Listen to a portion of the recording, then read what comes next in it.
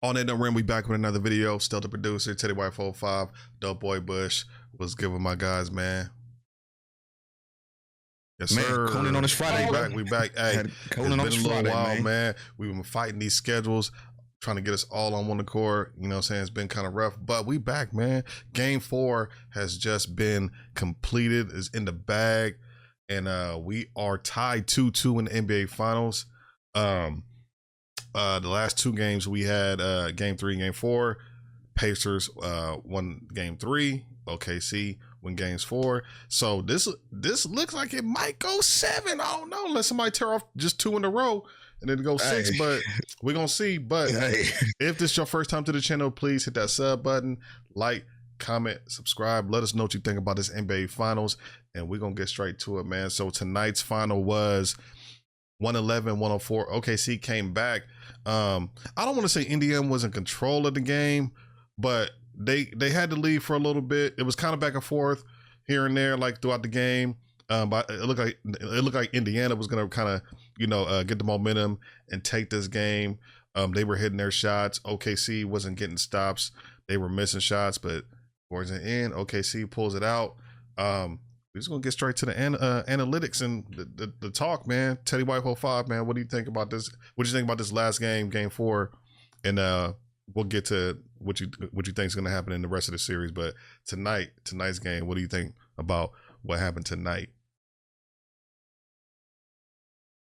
Good game. I mean, I think we was conversating. I walked out of the room. I think it was about 1:43 left, and the Pacers was up. Yeah. Walked back in, and it was a dogfight. You know what I mean? So that just tell you that these two teams are very, very similar. Like, they're gonna play all the way to the end, right? I know after the game 3 win, I want to say the Pacers had outscored OKC 100-73 in the fourth quarter, right? So tonight, it was flipped. Oh, how the tables turned. 31-17. Right? Yeah, OKC tonight in the fourth quarter scored 31 points alone tonight, right? And held the Pacers 17 points in the fourth quarter. That alone was the difference, right? Along with Alex Caruso giving you 20, right? And the Pacers like game 3, they got 27 on the bench. Yes. He had 8 tonight. So it's a surprise guy off bench. Who's going to be in game 5? That's what I want to know. Dope boy. Like Teddy said, man, the difference is the point. Man, the point differential in that fourth quarter. You know, it who can stop who, and it doesn't seem like we've had really too much production from the aspect of a straight defensive fourth quarter, to where it's like outside of, I think it was game 1 or game 2. I'm sorry, when they blow them out. Game 2 was a blowout, I think, and that's only because I think that Indiana only because they shot so terrible. OKC played better defense that game than they have in any other game, and that was their best defensive effort in this series. And like, they're the #1 defensive team in the league, so it's kind of surprising that they're not playing a little more consistent in the series. But I mean, if you're OKC, you might look at it like, we should really be up 3-1. If you know what I'm saying, they might be looking at it like that. So they had to get this game. No, if they lost this game, it was over. You know what I'm saying? So they had to. They had to. That was a must win. Yeah. No, go ahead. And I'm actually glad. You know what the thing about it is, I was actually surprised, and I'm actually happy to see that they actually put up a fight. Who? Because like y'all said, both of y'all had walked out the room. Oh yeah. So it. Yeah, I'm saying how both of you guys walked out the room. Yeah. We damn near thought, at least for me, I thought it was damn near almost over with, just based on, because it was like a 10-point lead. It was probably about maybe 8 or 9 minutes left in the third quarter. Right. I was like, okay, Indiana's starting to go ahead and get the momentum. Their crowd's starting to get behind them. They're starting to get a little bit louder. I think SGA had a couple turnovers during that time frame too as well. And you started to see it's like, okay, are they going to be able to pull this together? And I was like, all right, man, Indiana probably got this. It just looked like they were going to go ahead and close this out. But somehow,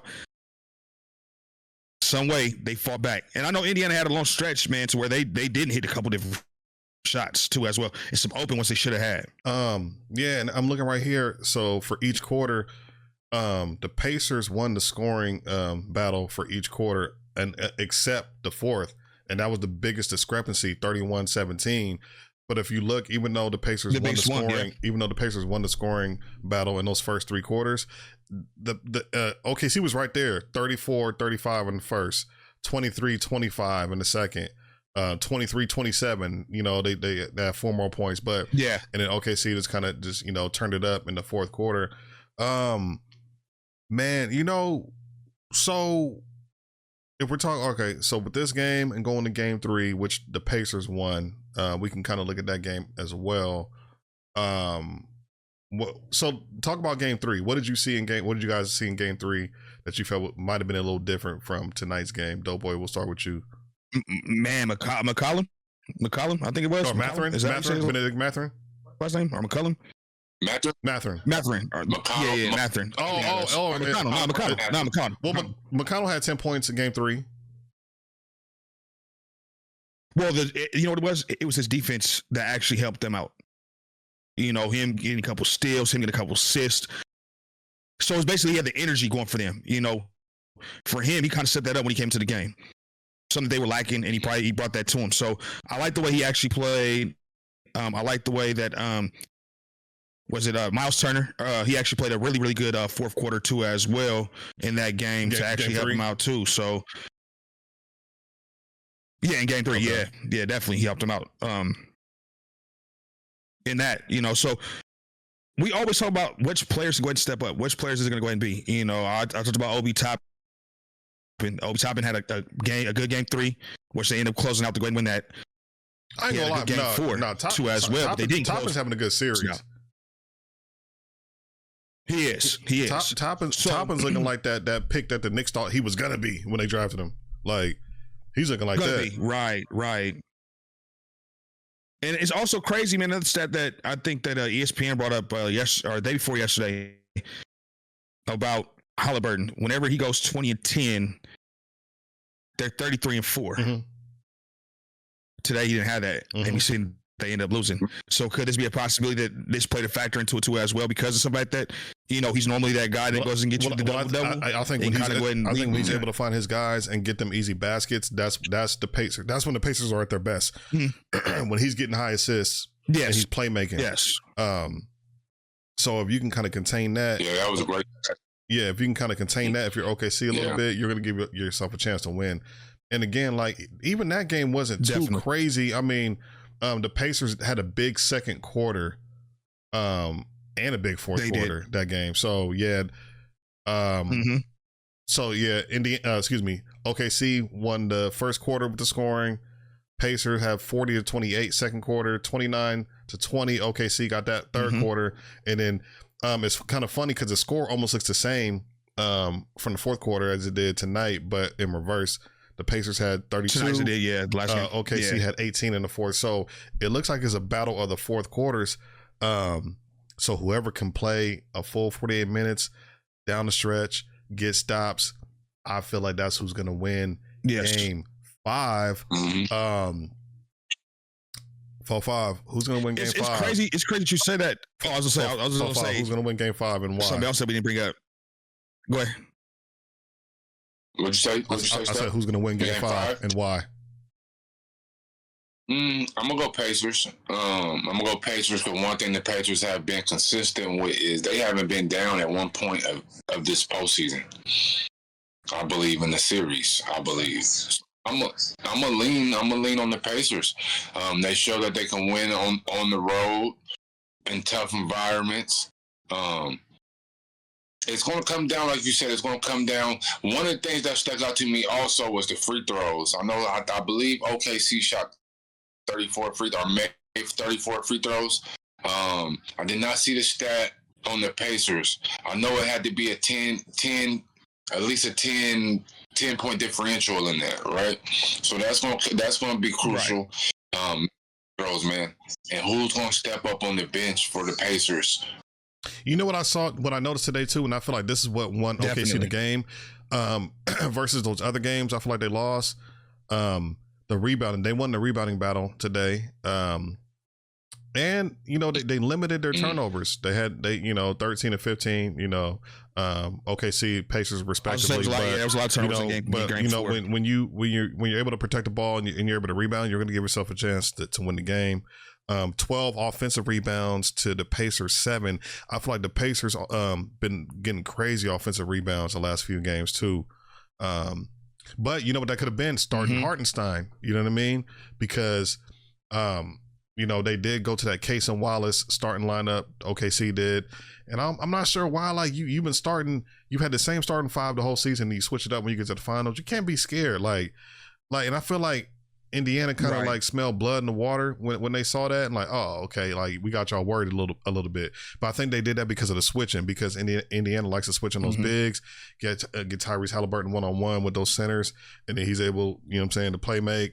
Or get to the rack or step back and get open against those bigs. Yeah. So I think that's why they did that. They wanted Chet at the 5 because he's a little better, but even he's getting cooked on the switches. So, I look for the Pacers to do more. I look for the Pacers to do more of what they've been doing is getting the switches on the bigs and running in transition. And they've had good bench production too. Like you said, Obi Toppin, Mathurin and TJ McConnell have all had big games and TJ McConnell, man, this little dude, I don't know, he comes in and just takes over when he gets in the game. Like, I don't know what he brings a whole different element. Yeah, I don't know, guard him. Like, what do you like? Brings a whole different element. Like, it's crazy, but I don't know. So I feel like OKC's for me, I feel like OKC is going to go back home. I feel like they get game 5. I feel like they're going in with the momentum. They're going in with the confidence. They're going back home. I feel like they should be up 3-1. And I feel like this is where they, take back control of the series. Doughboy, what do you think is going to happen in game 5? Yeah, I'm right there with you. I think that OKC should go ahead and pull this one out at home, especially with a big game that they have from SGA. I mean, the man exploded for 15 points in the fourth quarter when he shooting terrible in the first 3 quarters. Came up with 15 big quarter, points in the fourth quarter. So I think that, with them, if they still continue to keep having the bounce that they've been having, and if they go ahead and get Jalen Williams to actually step up like how he did today, and then also Chet still being able to go ahead and get you the double-double, I feel like they do have a chance to go ahead and actually win at home in their with their crowd in the whole 9 tonight. 27. Yeah, he did. Man, what's crazy too? And I think I said this on another video, like maybe some weeks ago about another series, but when OKC signed Alex Caruso, I didn't look at that as like a big deal for them. I was like, oh, just somebody on the bench filler, come in, play some minutes, and that's it. But no, he's really a difference maker off that bench because he really plays defense. And tonight, he played 30 minutes tonight. I think they're going to need him to play those amount of minutes to win the series, and I think they know that now. Because he's just really he's a difference maker when he's in the game. I ain't gonna lie, he's a difference maker. I think I think he's gonna get. He definitely is. I think he's gonna get a lot of those Case and Wallace minutes that he normally gets. This whole series, Case and Wallace is not having a good series against the Pacers. Minutes, yeah. So he is not for whatever reason. And during the season, Aaron Wiggins and Isaiah Joe, they would normally get more minutes. They're not really playing at all this series either. Look for them to make one of them might have a big game off the bench at home. Aaron Wiggins or Isaiah Joe. Maybe hit a couple threes or whatever. Okay. Kind of get the momentum in like I say like a second quarter. You know what I mean? Going into the halftime, maybe hit a couple big threes. I see something like that, but I do got OKC winning. Now let me ask y'all this. I know what the answer is from y'all, but are y'all surprised at this 2-2? Right now, Teddy White, are you surprised by this 2-2, or just kind of like? Well, you said I ain't gonna lie. You said you feel like it was gonna be a good series. Yeah. We'll go 7 because the teams is very similar. Like you know what I mean. It's the depth. Point guards are good. They got each team got a big man. Siakam has been playing. Man, like I got this. Game. Not what people was gonna think this was gonna be, and this is the finals that I thought it would. That I picked. the Pacers and the Pacers and OKC, just because it reminds me of it takes me to that Sacramento feel. You dig what I'm saying? It's that small market moment. This can be us, right? So this is why it's funny you said that as a final. It's funny you still got the Pacers. Nah, it's funny you said that because I swear, like, not as far as style of play, but when I'm looking at the Pacers.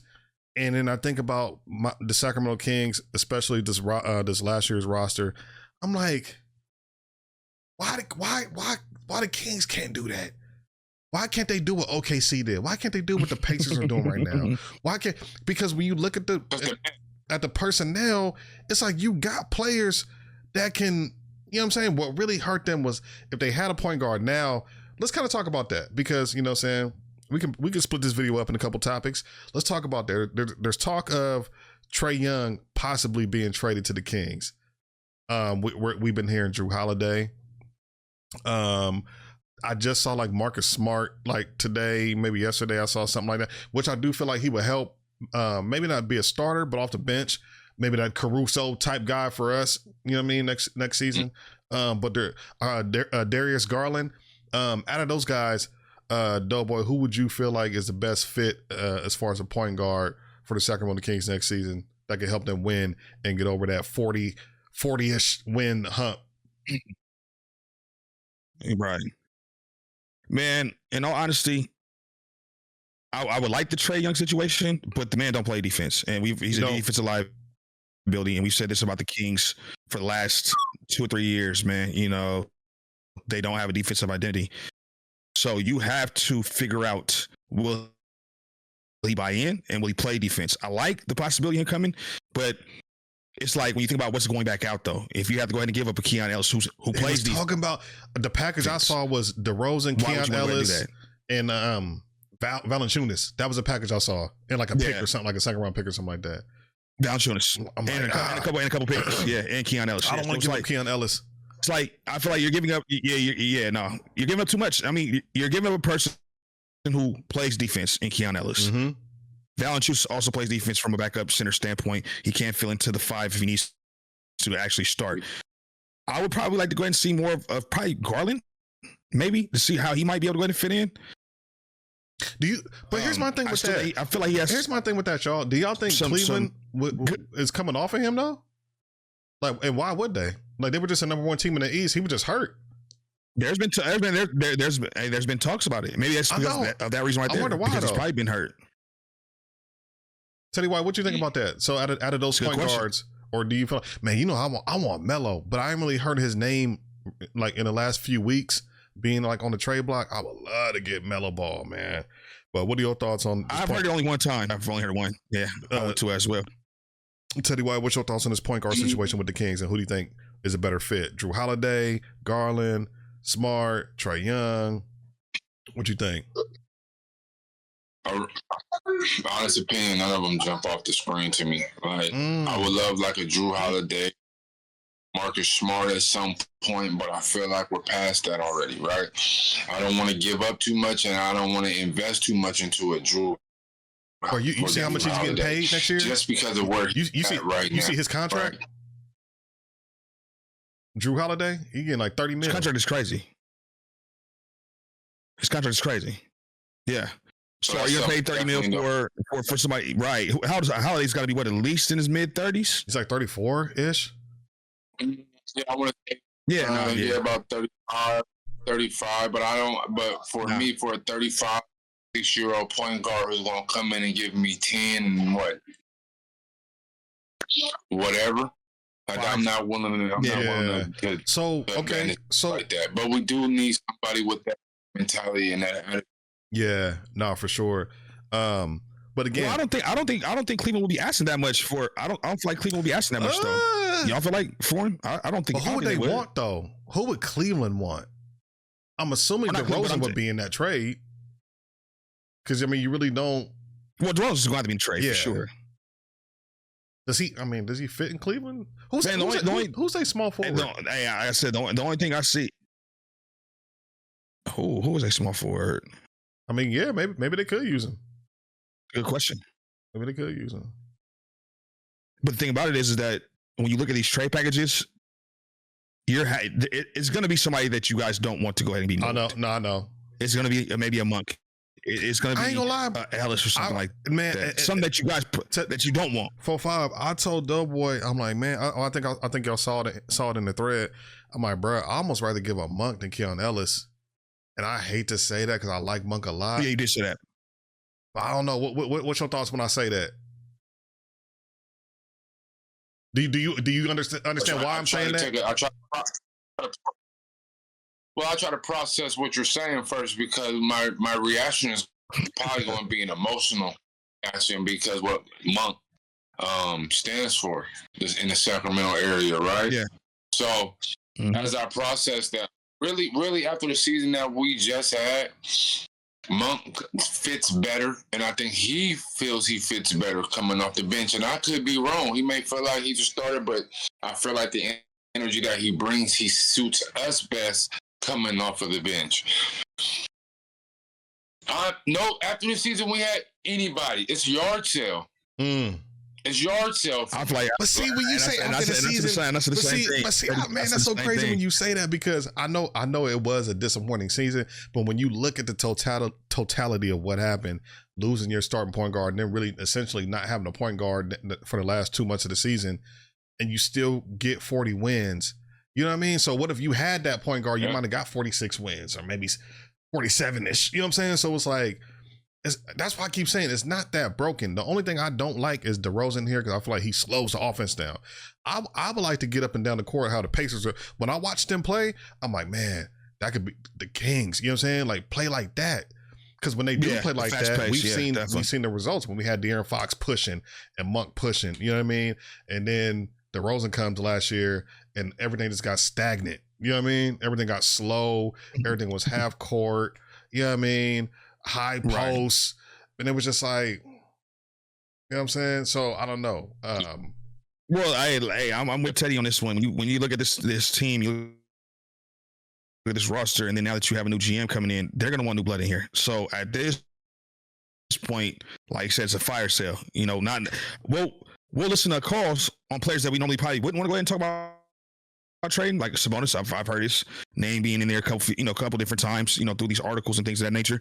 We've heard now that Keon Ellis might be in the mix of possibly being, Melo Ball. I know he. You trade Sabonis. I need Melo Ball. Up, doesn't he? Sabonis and DeRozan for Melo Ball right now. You said what?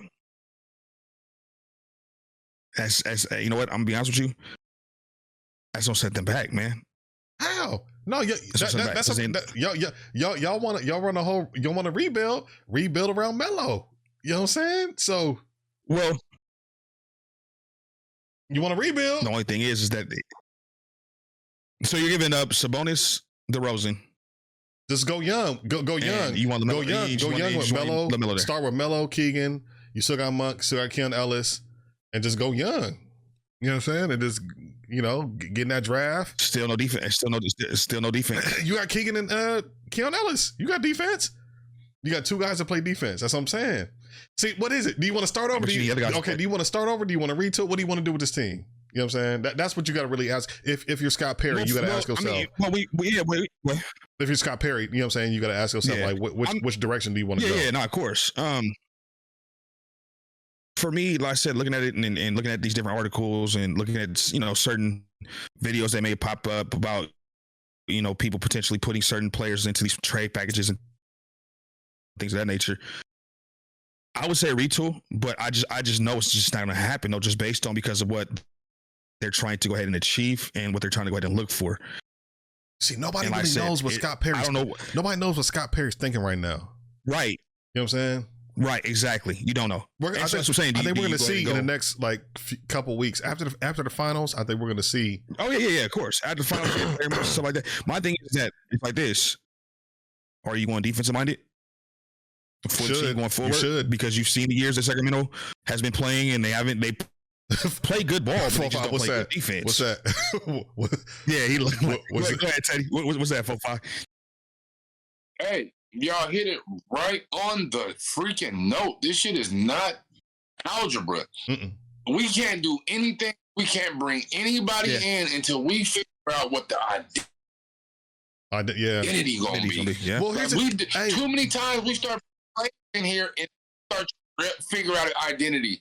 Don't bring nobody in here until we know what the identity of this team is going to be. Well, here's the thing, right? That's why we can't. We got too many different type of characters on this team, and nothing. Exactly. Well, that's where we got to look to Doug Christie, right, and his staff to really set the tone. Like, hey, this is who we're going to be. I do feel like he's building a good staff, a coaching staff over there on that bench. And again, when see everybody right now in the whole entire league is looking at this NBA Finals right now. The two teams that are there play defense. That's how they got there. They look a little different offensively. Pacers are faster. I feel like OKC is a little more half court because a lot of times Shea is, he's dribbling the ball, trying to figure it out. He might dish it out. So they're a little slower in their offensive pace, but they both play defense. I think you got to start there if you're the Kings. Like, get your defensive identity, and I think they should be a fast paced team like the Pacers again. I feel like that's what got them to the playoffs when they got to the playoffs and they were third in the West? Was it that year? Was it third? Yeah, or something like that. Yeah, fourth or third. Fourth or third, something like that. So you were playing fast. I could be wrong. Yeah, they didn't really play defense that year either. But at least you have to do one of the things very well. And you can't just be mediocre at both. And that's when you're mediocre, you're 40 and 40. You know what I'm saying? So it's like you got to do something. You got to excel in something. And I want it to be defense personally. That we have to have that one player that identifies our identity. And that's why when you look at the finals, it's a player that represents the other 12. Yeah. We don't have that. So it's too many. But you saying that, right? Man, I ain't gonna lie. But you saying that, it makes me think you might got to get rid of Sabonis and go for if you can't. You're gonna have to get rid of one. If you can call the Charlotte Hornets, and that's what I'm saying. Because Melo, to me, he's a better Halliburton. To me, LaMelo Ball is a better Halliburton offensively, right? Well, Halliburton's not a great defender either, but. If you can get that type of player and just run, like Melo's known for that. Like LeVar was teaching him that. Just run with your brothers, go up and down the court. If you can get a guy like that and just go, just play fast. You know what we're missing though?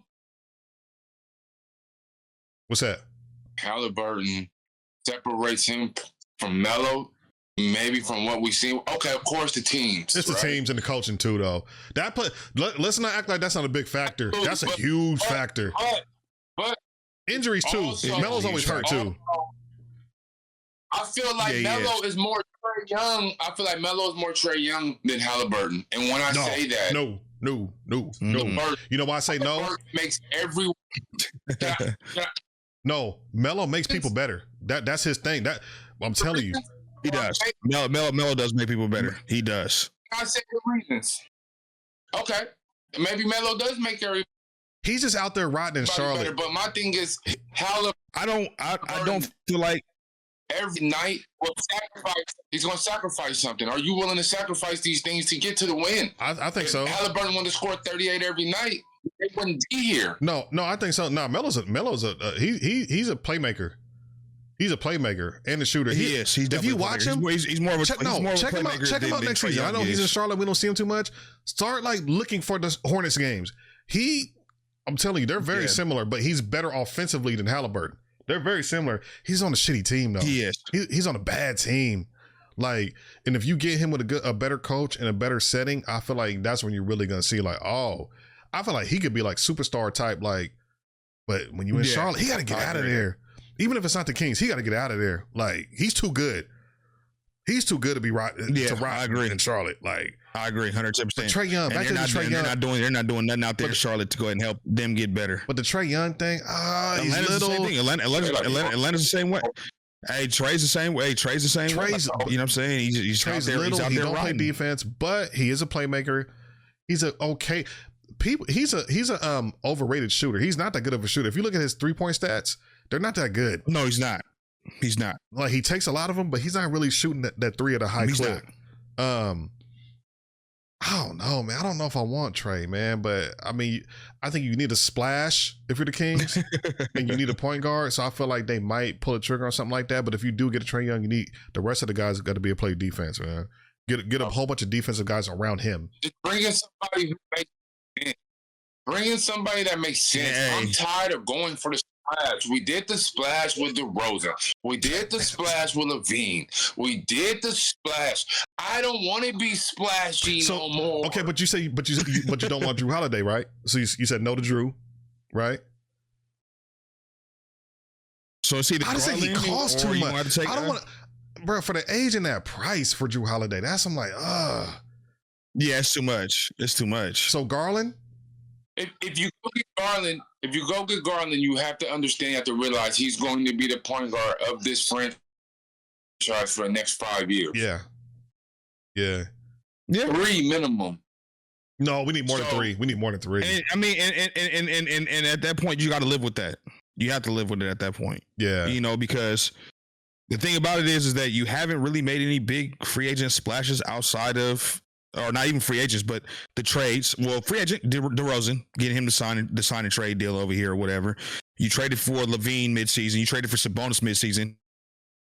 When's the last time that Sacramento has actually had an attractive free agent come sign on their own? Like, I'm going to Sacramento to play. I'd probably say the 2000 Kings. I think if they would have kept building on that team that got to the playoffs, they would have got some guys to be like, hey, you add me into that mix. Yeah, I agree. If they had just kept that going, anyway. But now we're gonna see what Scott Perry do in the next few weeks. The last thing I want to talk about before we get out of here, guys, we're hearing that KD's gonna be gone and he's gonna be traded from the Phoenix Suns. I heard they said within this next week or so. The teams that we're hearing is like San Antonio, Knicks, Minnesota. Is there another team? Rockets. So where do y'all see KD going? Where do you think he's going to go? But where do you think, also too, with that second part to that question, what team do you think is the best fit for KD? Teddy White. I think he's eventually going to land with the Spurs. I think the best fit probably. I mean, I like Miami. You know what I mean? Depending on what Miami will have to give up, I think that Miami needs a star. I think that's the opportunity for them to, I wouldn't say rebuild, but go in a great direction. KD already has a Pat Riley mentality. He'll look good riding down all white South Beach time. You know what I'm saying? So I honestly, Miami would be the best fit, but I could see him at the Spurs, and that'd be tough, man. I figure the Spurs may have to give up a Castle, and I think they might got picks though. Spurs might have got some picks and dangle. They got picks. Yeah, I mean, they got number 2. I don't think they traded number 2. They got number 2 pick. They got number 2 pick. They didn't trade that 2 for KD, I don't think. So, but you got options. You can come off Castle and boom, boom, and go get. Yeah, you do have options. I bet you. I think we just talked about. I think we just talked about it before we started recording. I bet you the San Antonio Spurs will find a way to finesse it and keep Castle. It would be like a Vassell. Mm-hmm. Well, I mean, if you got Keldon Johnson, Sol Chan, and 2 first round picks, it'd be something like that. You know what I'm saying? Well, you got to understand when you have that top 3 pick, you have options to get very creative with how you want to go ahead and make that trade. You know, kind of piggybacking off what Teddy said. I mean, Miami, I feel like they would probably have to give up a little too much in order to go ahead and get KD. With that being said, it's like he'll have an easier role on the East. Jaime Vasquez. They might put a little package together, to be able to keep Hero and Bam. Yeah, so you're going to give up. Well, that's who you're going to have to keep. You're going to have to keep Hero and Bam and probably 1 or 2 more, assets, you know what I'm saying, in order to stay competitive. For me, I feel like the best situation, and I feel like he will be going to, is the Rockets, because I feel like the Rockets do have a little bit more to offer. And I feel like they're what we talked about all season long and even during the playoffs. The bucket getter. They're one piece away. They just needed that one superstar that's a bucket getter, like we've been talking about, to get them buckets for you when it's really, really in crunch time. So I feel like, me personally, if I was a betting man, I don't really see him going to Minnesota. I don't see that. I don't see him. I see it. I would love that. I see. I would love Remember, that. I think I was telling y'all that months ago. I'm like, man, Minnesota, the two teams, and you know what? Another team I'm surprised you're not hearing nothing about, because the two teams I said months ago before this even became a thing, I said Minnesota and Denver. But Denver, nobody's talking about Denver. I'm like, man, you got MPJ. He didn't really play well. I know he was hurt. I think about but Denver's not as deep as they used to be, which we talked about too as well with their bench. So when you go ahead and make these subs, you're gonna go ahead and give up somebody, but when you go ahead and make the substitutions during the game, who's coming up off that bench to actually keep this, keep it going and keep you in the game? For something like that, I ain't gonna lie. Okay, who are you giving up? Are you giving up Julius Randle? Are you giving up who are you giving up in that situation? It would be like a McDaniels. Maybe like a Dante-ish package, maybe a Nas Reed, maybe do something like that. You know what I mean? Well, I was saying because Nas Reed, I think Nas Reed's contract is coming up. I think it'll be like well. I think that them three, maybe this was his last year, something like that. Yeah. So I would like to. Where I feel like he'd be the best fit is Minnesota, but where I would like to see him go, the New York Knicks, man. I feel like New York Knicks, and that's but that's one of the teams I keep hearing about. The two teams I keep hearing are San Antonio and New York. So I think it's gonna be one of those two teams that he goes to. Okay. I hope it's New York. I don't want. I don't want De'Aaron Fox. I don't want De'Aaron Fox. I think he might go to Houston, man. I don't want De'Aaron Fox to have that. No. Price, you know what I'm saying? I don't think the price won't be as high as you guys is thinking it is for KD right now. Well, nah, we don't think a high down where he's at. I don't think the price. I mean, they said they. Yeah. Go ahead, Dope. Well, they said that. They said that they've actually came. They actually said they came down on the asking price for KD because you got to think you're not going to get that much for him at this stage in his career. He's 37 years old. Don't hold the man hostage. Don't try to finesse other teams. He's 37. 30 what? 4? Is he 7? KD's almost 40. Well, let's see. He's 37. And but you're gonna still get the same production. That's the thing. They going off their age, but you're still gonna get the same production. Yeah, but for how long? You know what I'm saying? Like, that's the thing. Yeah. So if you only have him for 3 years, you know what I mean? Who's in a win now mode to plug him in to automatically just be like, all right, we got KD now, and he's gonna be an actual contender. Every team. Damn. What? You said every team? Every team we just named. I say Miami's win now. I say Houston, Minnesota, KD, Knicks. They're all win now. San Antonio, because with San Antonio, you just got Fox, you just got Wemby, so you kind of want to have that window of competing in the West. Yeah. The Knicks feel like they should have beat the Pacers, so they're like, well, we're one piece away. Add him, you know what I'm saying? Right. Tatum's out next year. So Boston's pretty much. You know what I mean? And they're probably going to make a trade to get rid of one of those contracts. That team's going to look a lot different too. Yeah. You know what I'm saying? So there's windows out in that East. So, I mean, if I'm KD and I'm looking at the landscape of things, I would try to force my issue to New York or to Miami. But like I said, it just all depends on what Miami. I know Pat Riley though. Let's just be honest with you, man. For him. The man knows how to make things. I like Miami for him, and he'll find ways to go ahead and get creative with that roster. I like Miami for KD. Okay, that'd be nice. Him, Hero, and Bam. Who you giving up for New York? Who you giving up in New York to go ahead and get him over there? Michael Bridges, thank you for your services. The Rumbles and Cat. It starts with him, and then, I don't know if him and Cat could play together though. That'd be kind of KD and Cat. Could they? Could y'all see that? No. I would go KD Hart. I can see from a pick and roll stand. I like Hart because he's a dog, though. But I see what you're saying, though. Yeah. Hart or Bridges. Which one you want? Both. It probably be both. I want to keep OG. I want to keep. It have to be both. Yeah. I want to keep OG. Are you have to throw OG in here and take one of them out and plug OG in that joint? You got to keep OG. You got to keep OG and Hart. OG squatting on Bridges. Yeah.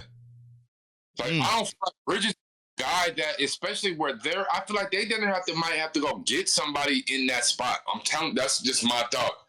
No, I'm with you. That's just my thought. No, I'm with you on that. Yeah, there's nothing wrong with that. I can see it. Yeah, I can definitely see it. I'm definitely seeing it during the series. So Yes. The Knicks had a great season, but I feel like Bridges is kind of like that guy that kind of hindered them when they get to that. Yes. They can plug somebody in right there. Yep. They can go plug somebody like Giannis or somebody in there and it's over. Yeah. No, I agree. Yeah. I agree. Yeah. Giannis go get somebody that's just on the wing that's consistent. Yeah. Definitely. Nah, it's gonna be interesting. Damn it, I forgot Dame popped his Achilles, so he's out all season next year too, huh? Pretty much. He's out all season. Yeah, he's out for the year too. I see him, Mike. But damn. Oh, Giannis gonna be out there in Milwaukee by himself. That's gonna, man. Hey, next season is gonna be crazy. Nah, I doubt it. Next season is gonna be crazy. I doubt he will want to stay. I feel like we're gonna have moving parts.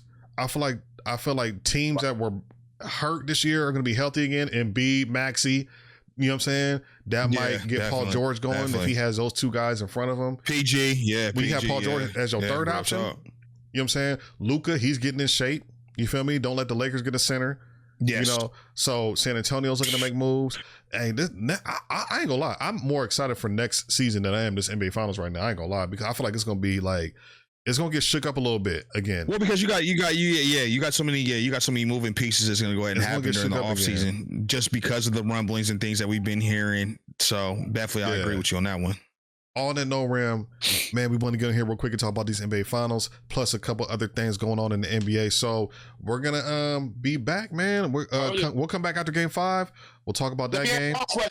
Let me ask y'all before you end the Tizu.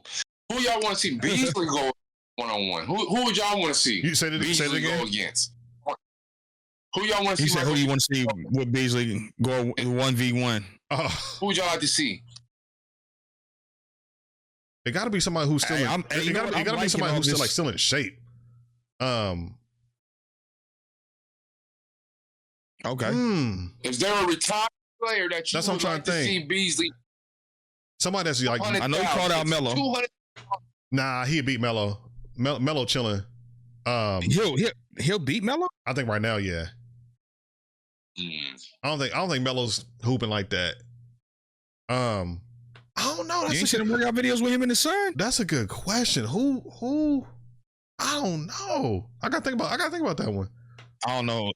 I don't know who I would want to go and see neither, but that is a good question. I'm trying to think of players that are recently retired. Beat this up. I'm trying to think of players that are recently retired that like still might be in a little shape. You know what I'm saying? But like, yeah, in this little bit of shape. Yeah. I gotta think about that one. You know, Johnson. I'm gonna say Joe Johnson. I want ISO Joe.